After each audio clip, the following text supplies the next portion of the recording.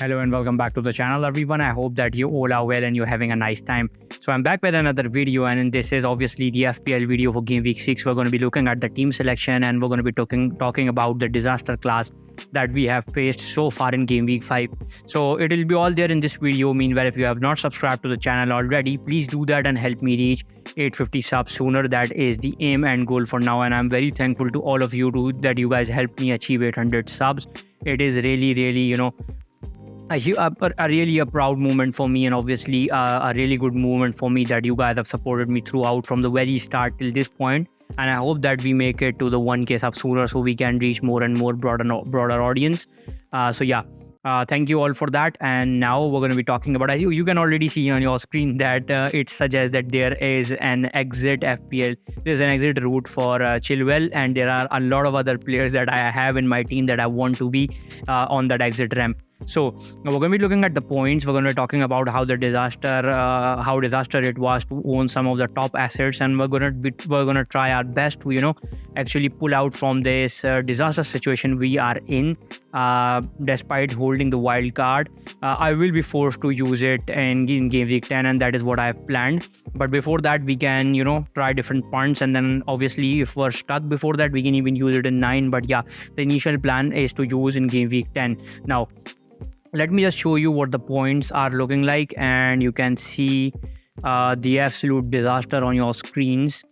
25 points in total, and we're going to be looking at the points. Turner is yet to play against Burnley, and that too at home. Pickford got 3. He's on the bench. Obviously he'll get 3 when he's on the bench, otherwise he was just returning 1 point. So it will be 31 for me, because I think Colville will come in. Estopinan will be bench. He did not feature. Chilwell came in very late. Udogie got me only 2 points. Son with the captaincy armband with a 4. How disastrous, how effing disastrous. Saka with 6, Mitoma with 2, Bowen with 2, Rashford with 2. The binary digits look pretty cool, to be honest, but not very cool with the points perspective. Jackson with 1. I'm fed up of the Michael Jackson guy, and I have to get rid of this man now. And I have plans to get rid of him. I mean, I brought him in for a hit when he looked good versus Luton, but I think that was the only team against who he will obviously look good with the type of game he's playing. Then obviously Haaland had to score because I hadn't because he did not have the armband on for me in this one. Then obviously I've got Colville with 6 on the bench. He's going to come in. Archer with 1, and then Bear is yet to feature because they have a game tonight or probably tomorrow, so they are yet to feature in that game.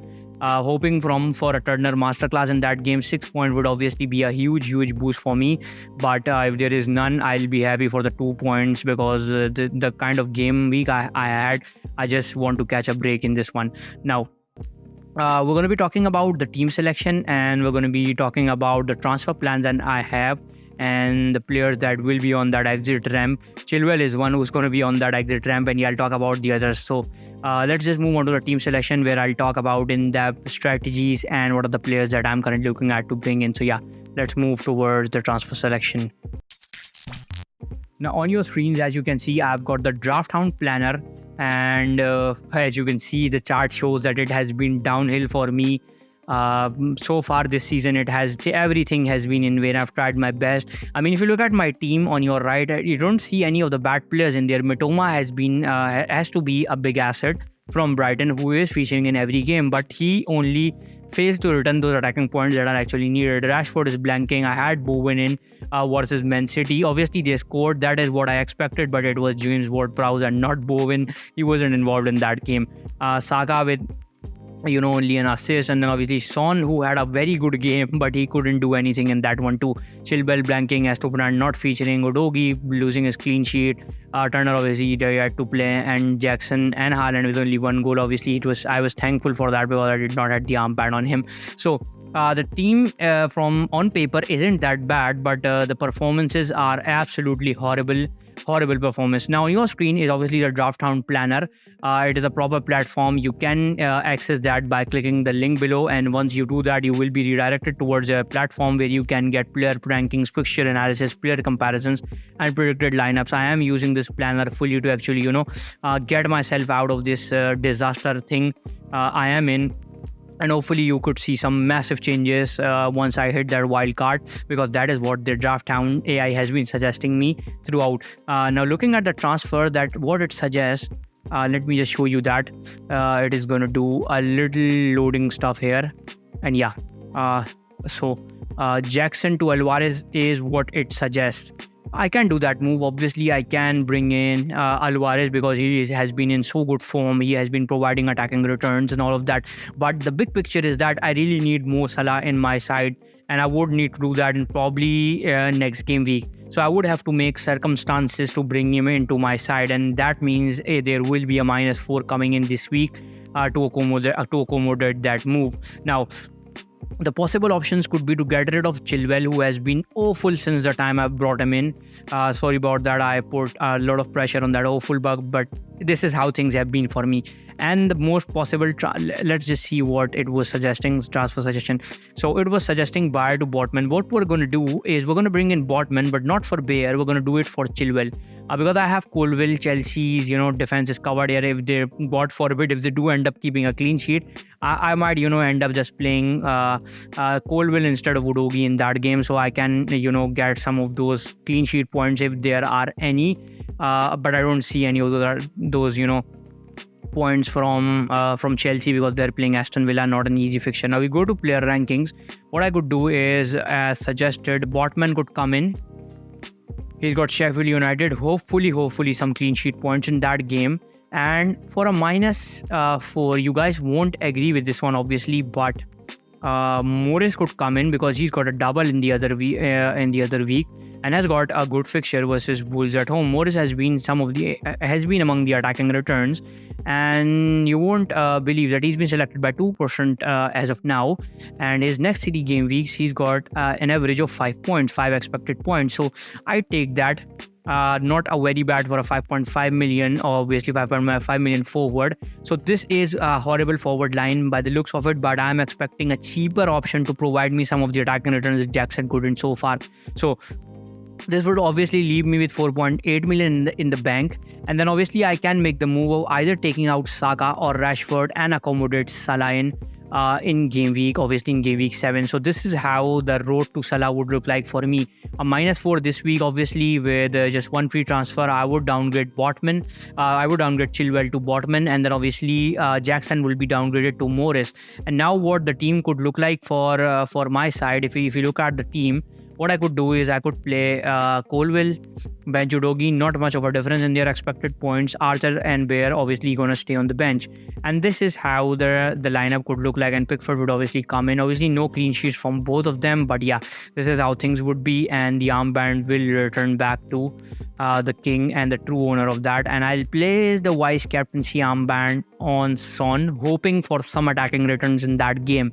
But yeah, this is the shape. This is what the shape would look like: a 3-5-2 with Morris against Wolves, Haaland obviously against Nottingham Forest with the armband. Son versus Arsenal has to be a good fixture versus Spurs, Arsenal versus Spurs, and some attacking returns in that game. Obviously, we've seen some exciting games throughout seasons when Spurs face Arsenal, then obviously Saka against Spurs. Now, Saka's away form is absolutely shite. It does not suggest anything. Saka is actually, and obviously if he continues to fail, and there is, I'd have to put my trust in Rashford moving ahead, because his fixtures I think are a little bit better than Saka, but the form Rashford is in, it is almost horrible for me to own him. But it'll be either Saka or Rashford in game week 7 to go out, and in game week 6 to go out. Not 6, sorry, 7. Sorry about that. I confused the game weeks a little bit. So in game week 7, it'll be either Saka or Rashford making way for Salah. So both of them have 1 week. The most awful one will leave the side, and obviously the one that has the bad fixtures. So Saka's away form is obviously not very good. He's the kind of player that Arsenal relies on a lot. So Champions League would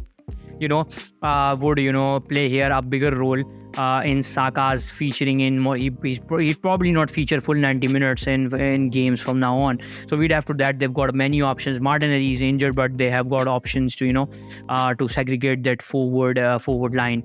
And then obviously with Rashford, he has to be the essential. He will be there in every game, because they are in crisis in Premier League, and the kind of group they've had in the in the Champions League, I do not find them in a very, very in a bed of roses. I do not find them there. I find them in hot waters with Bayern Munich in that group. And the kind of attacking form Bayern is in, it is going to be very horrible if Man United, Rashford and co continue the form they are in. Then obviously I've got Bowen. I'm gonna be holding on to him. I think that he is the kind of player, a little bit of a fixture-proof player, and I do expect attacking returns from him in games like Liverpool. Obviously, they are defensively not very good. Sheffield United and obviously Newcastle, because West Ham has been in some brilliant form. We won't be judging them by the game they played against Manchester City, because top teams play against Man City and they end up like that. And obviously Botman, hoping for clean sheets in the next 2 games. Estupinan has been underperforming his XA, but I'd give him one more game before I make decisions on him. And then obviously Colville stays in. So there is got to be a wild card very soon with the shit team I have. But as of now, we're going to drag this and we're going to try our best to, extract out points from this dead species or whatever you want to call this shit team as of now. But yeah, dead subject would be a way better word here. So trying my best to extract out points from this. Let me know how much water are you in, or are you the one that is surviving, and are you the one that is having a very brilliant season? So yeah, let me know that. Let me know what are your transfer plans and what is your route to Salah. Have you used your wildcard already, or are you intending to do that and bring in Mo Salah? So this is currently it from my side. Thank you all for watching. There will be a Bundesliga video out on Thursday. This video will come out on Wednesday. Obviously, you're watching it, so it's Wednesday. But probably on Tuesday. It may be out on Tuesday too, but letting you guys know that the Bundesliga video would be out on Thursday, so you can watch that. And yeah, the Champions League video is already out. I try my best to compile a live stream tomorrow, but if that doesn't happen, you can always message me.